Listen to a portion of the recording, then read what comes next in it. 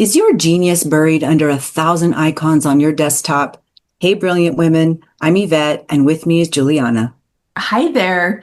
If you're joining us midway through the podcast series and want to know more about us, check out the intro video on this page. Today we're asking, what are the most important processes that leverage your zone of genius in your business? Ooh, the zone of genius. Some of you know exactly what we mean, and some might be thinking, what on earth are y'all talking about? This comes from the book, The Big Leap.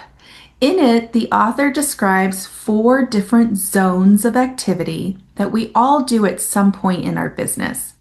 The zone of genius is the state when you're tapping into your innate abilities and you operate in flow.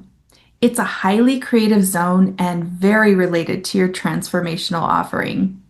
The thing is, if you aren't implementing repeatable processes in your business, it's going to be very difficult to get to your zone of genius on a regular basis.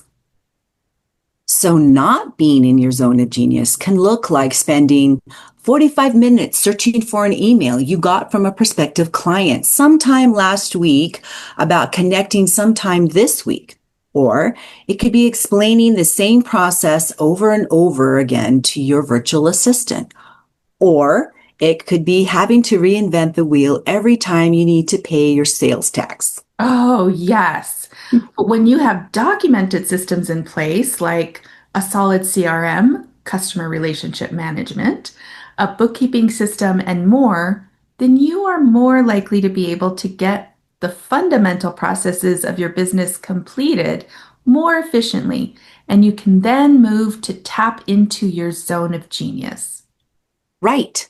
And even if it's just you in the business doing these fundamental tasks, it's important to document the process so you are more likely to make this a repeatable function. And then you can hand it off to someone else as you begin to scale your business.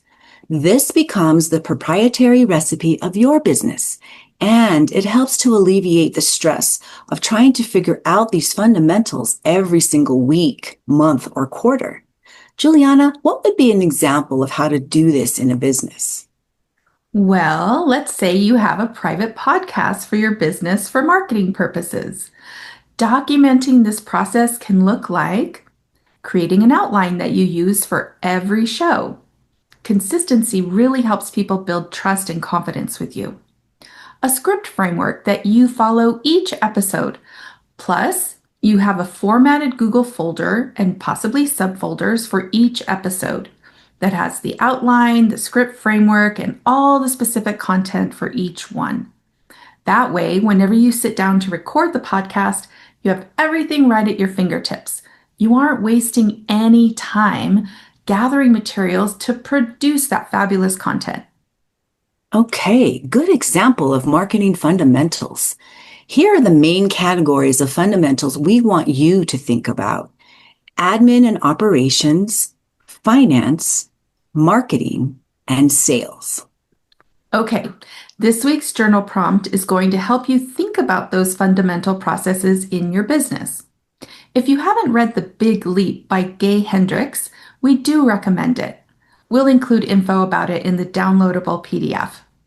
We invite you to take some time, be still with your thoughts, and fill out the PDF. Remember, this is your time to work on your business. Our question next time will be, are your business relationships smooth sailing or full of friction? So let's get unstuck. One question at a time.